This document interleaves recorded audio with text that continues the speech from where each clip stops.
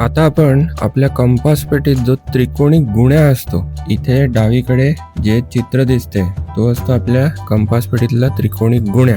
तर तो गुण्या वापरून विविध प्रकारच्या त्रिकोणांचे शिरोलंब कसे काढतात ते या व्हिडिओमध्ये आपण शिकणार आहोत. तर पहिल्यांदा आपण एक त्रिकोण घेऊया आणि त्या त्रिकोणाचे 3 शिरोलंब आपण आपला त्रिकोणी गुण्या वापरून काढूया. ठीक आहे. तर इथे आपण घेतला त्रिकोण ABC. ABC हे 3 काय आहेत, तर त्या त्रिकोणाचे शिरोबिंदू आहेत. बरोबर. आता शिरोलंब म्हणजे काय, तर शिरोबिंदूपासून त्याच्या समोरच्या बाजूवर टाकलेला लंब. तर आता आपण आपला त्रिकोणी गुण्या घेणार आणि या ABC त्रिकोणाचे 3 शिरोलंब काढणार आहोत. तर हा आहे आपला त्रिकोणी गुण्या. आता इथे जर तुम्ही बघितलं तर हा गुण्या कसा आहे, तर या गुण्याचा आकार जो आहे तो काटकोन त्रिकोणाचा आहे. बरोबर. जिथे आता तुम्हाला 0 दिसतोय त्या गुण्याचा, त्या बिंदूवर त्या त्रिकोणाचा काटकोन आहे किंवा त्या गुण्याचा काटकोन आहे. तर आपण काय केलंय, तर त्या गुण्याची काटकोन करणारी एक जी बाजू आहे ती आत्ता आपण जो आपला मुख्य त्रिकोण आहे ABC त्याच्या बाजू AC वर ठेवली आणि त्या गुण्याची काटकोन करणारी दुसरी बाजू आहे ती कशी ठेवली आहे, तर ती बिंदू B मधून जाते. बरोबर आहे. आता त्या गुण्याची जी बाजू शिरोबिंदू B मधून जाते त्याला लागून आपण एक रेषाखंड काढणार आहोत. तर तो रेषाखंड आहे रेषाखंड BN. आता आपण काय करूया, हा गुण्या इथून काढून टाकूया. आता हा रेषाखंड आपल्याला स्पष्ट दिसते BN आणि तुम्ही जर बघितलं तर तो बाजू AC ला काटकोनात N या बिंदूवर छेदतोय. म्हणून आपण इथे काय लिहिले, तर रेख BN म्हणजे रेषाखंड BN लंब बाजू AC. तर हा झाला या त्रिकोणाचा पहिला शिरोलंब जो शिरोबिंदू B पासून त्याच्या समोरची बाजू AC वर टाकलेला आहे. तर अशा प्रकारे आपण आपल्या कंपास पेटीतल्या त्रिकोणी गुण्याचा इथे उपयोग केलेला आहे. आता आपण दुसरा शिरोलंब टाकूया. आता गुण्या कसा ठेवलाय बघा, गुण्याची काटकोन करणारी एक बाजू आपण ABC त्रिकोणाच्या बाजू BC वर ठेवली आहे आणि काटकोन करणारी दुसरी बाजू ही शिरोबिंदू A मधून जाते. आता जी बाजू शिरोबिंदू A मधून जाते त्याला लागून एक रेषाखंड आपण काढणार आणि तो रेषाखंड आहे रेषाखंड AM. आता हा गुण्या इथून आपण काढून टाकू. आता आपल्याला AM हा रेषाखंड दिसतोय जो बाजू BC ला M या बिंदूवर काटकोनात छेदतो. ठीक आहे. तर अशा प्रकारे आपण गुण्या वापरून या त्रिकोणाचा दुसरा शिरोलंब काढलाय. तो शिरोलंब आहे AM. इथे आपण काय लिहिले, रेख AM म्हणजेच रेषाखंड AM लंब बाजू BC. आता अशाच प्रकारे तिसरा शिरोलंब काढायचा. आता गुण्या कसा ठेवलाय बघा, तर गुण्याची काटकोन करणारी जी बाजू आहे ती आपण बाजू AB वर ठेवली आणि काटकोन करणारी दुसरी बाजू ही शिरोबिंदू C मधून जाते. आता आपण काय करायचं, तर शिरोबिंदू C मधून जी गुण्याची बाजू जाते त्याला लागून एक रेषाखंड काढायचा रेषाखंड CL. आता गुण्या काढून टाकायचा. आता जर बघितलं तर रेषाखंड CL हा त्रिकोणाची बाजू AB ला L या बिंदूवर काटकोनात छेदतो. म्हणून CL हा काय झाला, तर या त्रिकोणाचा तिसरा शिरोलंब झाला. ठीक आहे. अशा प्रकारे आपण त्रिकोण ABC चे 3 शिरोलंब आपला कंपास पेटीतला त्रिकोणी गुण्या वापरून काढलेले आहेत. आणि इथे तुम्ही लक्षात घ्या की इथे हे 3ही शिरोलंब एकाच बिंदूत छेदतात आणि तो बिंदू कुठला आहे, O. या O बिंदूला म्हणतात त्या त्रिकोणाचा शिरोलंब संपात बिंदू किंवा लंब संपात बिंदू. आता आपण पुढे काय करणार आहोत, तर वेगवेगळ्या प्रकारचे त्रिकोण घेणार आहोत आणि त्याचे शिरोलंब काढून घेणार. ठीक आहे. नमस्कार मित्रांनो, इयत्ता 8वीच्या गणिताच्या संपूर्ण मार्गदर्शनासाठी 8वीमराठी.com ह्या आपल्या वेबसाईटला नक्की भेट द्या. धन्यवाद. तर पहिल्यांदा आपण घेणार आहोत काटकोन त्रिकोण आणि आपला गुण्या वापरून काटकोन त्रिकोणाचे 3 शिरोलंब काढणार आहोत. हा, तर पहिल्यांदा आपण काय करूया, एक रेषाखंड घेऊया BC. हा एक रेषाखंड आहे, त्याच्यावर AB हा लंब टाकूया. आता इथे बघा, रेषाखंड AB हा रेषाखंड BC ला B या बिंदूवर काटकोनात छेदतोय. बरोबर आहे. म्हणून रेषाखंड AB हा BC चा लंब आहे. रेख AB हा रेख BC च्या बिंदू B वर टाकलेला एक लंब आहे. बरोबर. पण त्याच वेळी रेख CB म्हणजेच रेषाखंड CB हा रेषाखंड AB चा लंब होतो. कसा काय, तर रेषाखंड CB हा रेषाखंड AB ला B या बिंदूवर काटकोनात छेदतोय. बरोबर आहे. म्हणजे AB हा BC चा लंब आहे आणि त्याच वेळेला CB हा AB चा लंब आहे. म्हणजेच काय, तर रेषाखंड AB आणि रेषाखंड CB हे एकमेकांचे लंब आहेत. आलं लक्षात? आता आपण काय करूया, बिंदू A आणि बिंदू C हे एका रेषाखंडाने जोडून टाकू. हे जोडून टाकल्यानंतर आपल्याला इथे काय मिळतंय, तर त्रिकोण ABC मिळतोय. हा त्रिकोण कसा आहे, तर काटकोन त्रिकोण आहे. कशावरून, तर कोन ABC हा या त्रिकोणाचा काटकोन आहे, म्हणून हा काटकोन त्रिकोण आहे. ठीक आहे. बिंदू A आणि C जोडून हा काटकोन त्रिकोण तयार करायच्या आधी हे दोन लंब आपण काढले होते, बरोबर आहे. पण आता हा काटकोन त्रिकोण पूर्ण केल्यानंतर हेच लंब काय होतात, तर हे शिरोलंब होतात. का शिरोलंब होतात, कारण आता बिंदू A, बिंदू B आणि बिंदू C हे तिन्ही बिंदू हे या त्रिकोणाचे शिरोबिंदू आहेत. आधी ते फक्त बिंदू होते, पण हा त्रिकोण पूर्ण केल्यावर ते त्या त्रिकोणाचे शिरोबिंदू झालेत. ठीक आहे. आता इथे जर तुम्ही बघितलं तर रेषाखंड AB हा शिरोबिंदू A मधून समोरची बाजू BC वर टाकलेला एक शिरोलंब आहे. रेषाखंड AB लंब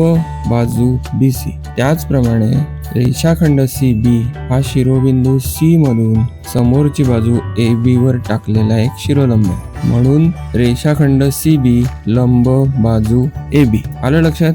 आधी जे लंब होते तेच त्रिकोण पूर्ण झाल्यानंतर त्या त्रिकोणाचे शिरोलंब होतात, ते लक्षात ठेवायचं. तर या काटकोन त्रिकोण ABC चे दोन शिरोलंब आपण आधीच काढलेले आहेत. ते कुठले आहेत, तर बाजू AB आणि बाजू CB. आलं लक्षात? कारण बाजू AB आणि बाजू CB हे एकमेकांचे लंब आहेत किंवा या त्रिकोणाचे दोन शिरोलंब आहेत. म्हणजेच काय, तर काटकोन त्रिकोणाच्या काटकोन करणाऱ्या बाजू ह्याच त्याचे दोन शिरोलंब असतात. हे पक्क लक्षात ठेवायचं. ठीक आहे. आता आपण या त्रिकोणाचा तिसरा शिरोलंब काढू आणि त्यासाठी आपण वापरणार आहोत आपला त्रिकोणी गुण्या. तर हा गुण्या इथे मी ठेवला.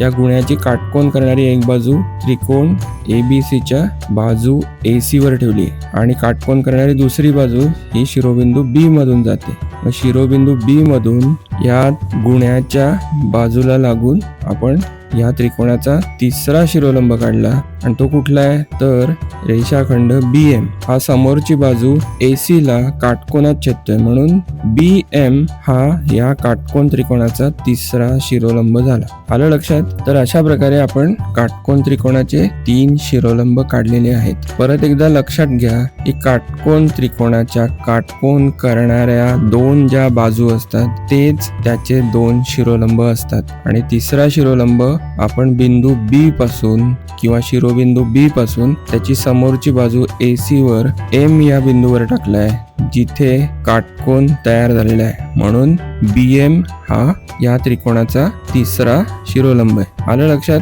काटकोन त्रिकोणाचे शिरोलंब कसे काढायचे ते. ठीक आहे. आणि म्हणून काटकोन त्रिकोणाचा शिरोलंब संपाद बिंदू किंवा लंब संपाद बिंदू हा त्रिकोणाच्या काटकोन करणाऱ्या शिरोबिंदूवर म्हणजेच बिंदू B वर असतो. शिरोलंब AB, शिरोलंब MB आणि शिरोलंब CB असे या त्रिकोणाचे 3 शिरोलंब आहेत जे B या बिंदूवर छेदत आहेत. म्हणून B हा बिंदू या त्रिकोणाचा शिरोलंब संपाद बिंदू आहे किंवा लंब संपाद बिंदू आहे. आलं लक्षात? ठीक आहे. आता आपण बघूया विशाल कोन त्रिकोणाचे शिरोलंब कसे काढतात. त्यासाठी आपण परत एकदा आपला त्रिकोणी गुण्या वापरणार आहोत. तर इथे आपण विशाल कोन त्रिकोण घेतलाय ABC. ठीक आहे. तर याचा पहिला शिरोलंब आपण बिंदू B मधून त्याची समोरची बाजू AC वर टाकणार आहोत. त्यासाठी आपण त्रिकोणी गुण्या अशा प्रकारे ठेवलेल्या आहे. त्रिकोणी गुण्याची काटकोन करणारी एक बाजू AC वर ठेवली आहे आणि काटकोन करणारी दुसरी बाजू ही बिंदू B मधून जाते. तर जी बाजू बिंदू B मधून जाते किंवा शिरोबिंदू B मधून जाते त्याला लागून आपण या त्रिकोणाचा पहिला शिरोलंब काढणार आहोत. तो आहे BM आणि हा शिरोलंब आपण मागे तसाच वाढवलाय. तो का वाढवलाय ते आपण नंतर बघू. आता आपल्याला शिरोबिंदू A आणि शिरोबिंदू C मधून राहिलेले 2 शिरोलंब टाकायचे. तर पहिल्यांदा आपण शिरोबिंदू A घेऊया. A वरून त्याची समोरची बाजू कुठली आहे, BC. तर BC वर आपल्याला शिरोलंब टाकायचा. ठीक आहे. तर इथे मी शिरोबिंदू A मधून त्याची समोरची बाजू BC वर एक रेषाखंड टाकलाय. आता इथे तुमच्या लक्षात येईल की हा रेषाखंड BC ला काटकोनात छेदत नाहीये, बरोबर. म्हणजेच हा काही त्या त्रिकोणाचा शिरोलंब नाहीये. आपण अजून एक रेषाखंड टाकूया जो BC ला दुसऱ्या एका बिंदूत छेदतोय, पण तिथेही तो काटकोनात नाही छेदत. बरोबर, आपण अजून एक टाकून बघू. तर शिरोबिंदू A मधून अजून एक रेषाखंड टाकला, तो देखील BC ला छेदतोय पण काटकोनात छेदत नाहीये. बरोबर आहे. म्हणजेच काय, तर विशालकोन त्रिकोणाची रचनाच अशी असते की शिरोबिंदू A मधून त्याची समोरची बाजू BC वर आपण कितीही रेषाखंड जरी टाकले तरी ते BC ला काटकोनात छेदत नाहीत. म्हणजेच काय, तर विशालकोन त्रिकोणाच्या बाबतीत शिरोबिंदू A वरून त्याची समोरची बाजू BC वर आपण कितीही रेषाखंड टाकले तरी ते त्याचे लंब होऊ शकत नाहीत. आता आपण बघूया बिंदू C मधून त्याची समोरची बाजू AB वर लंब टाकता येतोय का. इथे मी काय करतो, शिरोबिंदू C वरून बाजू AB वर एक रेषाखंड टाकला. हा रेषाखंड काही AB ला काटकोनात छेदत नाहीये. अजून एक रेषाखंड टाकला, हा देखील AB ला काटकोनात छेदत नाहीये. अजून एक रेषाखंड टाकला, तो देखील AB ला काटकोनात छेदत नाहीये. म्हणजेच शिरोबिंदू A प्रमाणेच शिरोबिंदू C मधून त्याची समोरची बाजू AB वर आपण कितीही रेषाखंड टाकले तरी ते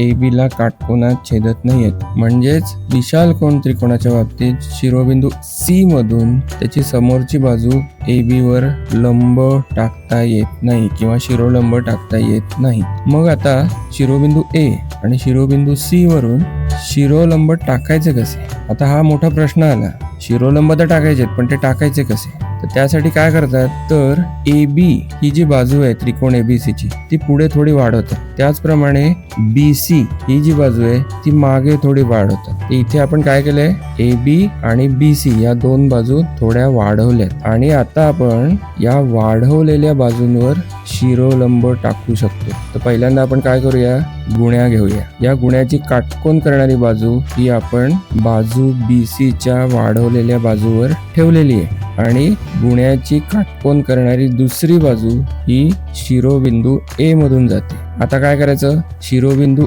A मधून या गुण्याच्या बाजूला लागून एक लंब टाकून घ्यायचा. तर असा हा लंब आपण इथे टाकलेला आहे. रेषाखंड AL हा बाजू LC. बाजू LC म्हणजे काय, तर बाजू BC ची वाढवलेली बाजू. बरोबर आहे ना, आपण आधी BC वाढवून घेतली होती, ती वाढवलेली बाजू म्हणजेच LC. तर शिरोबिंदू A मधून टाकलेला शिरोलंब हा BC किंवा वाढवलेली BC म्हणजेच LC ला L बिंदूवर काटकोनात छेदतो. बरोबर आहे. तर अशा प्रकारे आपण BC ही बाजू वाढवून घेतली आणि त्याच्यावर शिरोबिंदू A मधून हा AL हा लंब काढला आणि हा लंब आपण तसाच पुढे वाढवलाय. ठीक आहे. आता अशाच प्रकारे शिरोबिंदू C वरून आपल्याला शिरोलंब टाकायचंय. यासाठी आपण काय केलं, गुण्या घेतला. आता या गुण्याची काटकोन करणारी जी बाजू आहे ती आपण कशावर ठेवली आहे, तर बाजू AB चा जो वाढवलेला भाग आहे त्याच्यावर ठेवली आणि काटकोन करणारी दुसरी बाजू ही शिरोबिंदू C मधून जाते. आता काय करायचं, शिरोबिंदू C मधून या गुण्याच्या बाजूला लागून एक शिरोलंब टाकायचा. हा शिरोलंब बाजू AB चा जो वाढवलेला भाग आहे म्हणजेच आता काय, बाजू AN, या बाजू AN ला N या बिंदूवर काटकोनात छेदतोय. ठीक आहे. आता हा गुण्या आपण इथून काढून टाकू. ठीक आहे. तर अशा प्रकारे विशालकोन त्रिकोणाचे 3 शिरोलंब आपण काढलेले आहेत. तिथे लक्षात घ्या, पहिला शिरोलंब कुठला आहे, तर BM. शिरोबिंदू B पासून त्याची समोरची बाजू AC वर आपण तो टाकलाय. नंतर आपण काय केलं, A आणि C या दोन शिरोबिंदू पासून त्यांच्या समोरच्या बाजूंवर लंब टाकायचा प्रयत्न केला, पण कुठलाही रेषाखंड समोरच्या बाजूला काटकोनात छेदत नाही. म्हणून A किंवा C शिरोबिंदूतून शिरोलंब टाकता येत नाही. ठीक आहे. मग आपण काय ट्रिक वापरली, तर बाजू BC आपण L पर्यंत वाढवली आणि बाजू AB आपण N पर्यंत वाढवली आणि त्या वाढवलेल्या बाजूंवर आपण A मधून आणि C मधून 2 शिरोलंब टाकले. आलं लक्षात. आता हे तिन्ही शिरोलंब आपण पुढे वाढवलेत आणि तुमच्या लक्षात येईल की ते ABC या त्रिकोणाच्या बाहेरच्या भागात एका बिंदूत छेदतात आणि म्हणून विशाल कोन त्रिकोणाचा शिरोलंब संपात बिंदू किंवा लंब संपात बिंदू म्हणजेच इथे बिंदू O हा त्रिकोणाच्या बाह्य भागात असतो. हे लक्षात ठेवायचं. काटकोन त्रिकोणाचा कुठे असतो तर काटकोन करणारा जो शिरोबिंदू असतो त्यावरच काटकोन त्रिकोणाचा शिरोलंब संपात बिंदू असतो आणि विशाल कोन त्रिकोणाचा शिरोलंब संपात बिंदू हा त्या त्रिकोणाच्या बाह्य भागात म्हणजे बाहेरच्या भागात असतो. आलं लक्षात. त्याच्यानंतर आपण बघूया लघुकोन त्रिकोणाचे शिरोलंब कसे काढतात. तर इथे आपण त्रिकोण ABC घेतला, नंतर आपला गुण्या घेतला. या गुण्याची काटकोन करणारी एक बाजू आपण बाजू BC वर ठेवली आहे, दुसरी बाजू ही शिरोबिंदू A मधून जाते. आता आपण काय करणार तर शिरोबिंदू A पासून या गुण्याच्या काटकोन करणाऱ्या बाजूला लागून एक लंब टाकणार जो त्याची समोरची बाजू BC ला M या बिंदूत काटकोनात छेदते. तर हा आपण AM हा ABC चा पहिला शिरोलंब इथे काढलेला आहे. ठीक आहे. आता आपण काय करायचं तर हा गुण्या कसा ठेवलाय आपण आता तर त्याची जी काटकोन करणारी एक बाजू आहे ती बाजू AB वर ठेवली आहे आणि दुसरी बाजू ही शिरोबिंदू C मधून जाते. आता काय करायचं शिरोबिंदू C मधून गुण्याच्या बाजूला लागून एक रेषाखंड काढायचा जो L या बिंदूवर AB या बाजूला काटकोनात छेदतो म्हणून CL हा आपण दुसरा शिरोलंब काढलेला आहे आणि तसाच तिसरा काढायचा. आता काय केलं गुण्याची एक काटकोन करणारी बाजू आपण AC या बाजूवर ठेवली, दुसरी बाजू शिरोबिंदू B मधून जाते. आता शिरोबिंदू B पासून गुण्याच्या बाजूला लागून रेषाखंड टाकायचा, रेषाखंड BN जो बाजू AC ला काटकोनात छेदतोय म्हणून BN हा या त्रिकोणाचा तिसरा शिरोलंब आहे. आता इथे तुम्हाला दिसतंय की ह्या त्रिकोणाचे तीनही शिरोलंब एकाच बिंदूत छेदतात. हा बिंदू आहे O आणि आता इथे बघा लघुकोन त्रिकोणाचा शिरोलंब संपात बिंदू किंवा लंब संपात बिंदू म्हणजे जिथे बिंदू O हा त्रिकोणाच्या अंतर्भागात असतो म्हणजे आतल्या भागात असतो. आलं लक्षात. या व्हिडिओमध्ये तुम्हाला जर काही शंका असतील तर कमेंट मध्ये मला विचारा. ठीक आहे. आणि हा व्हिडिओ जर तुम्हाला आवडला असेल तर लाईक करा, तुमच्या मित्रमैत्रिणींबरोबर जास्तीत जास्त शेअर करा आणि सगळ्यात मुख्य काय तर कृपया आपलं हे चॅनल सबस्क्राईब करा. तुमचं सबस्क्रिप्शन माझ्यासाठी अतिशय महत्त्वाचं आहे त्यामुळे कृपया आपलं हे चॅनल सबस्क्राईब करा. धन्यवाद.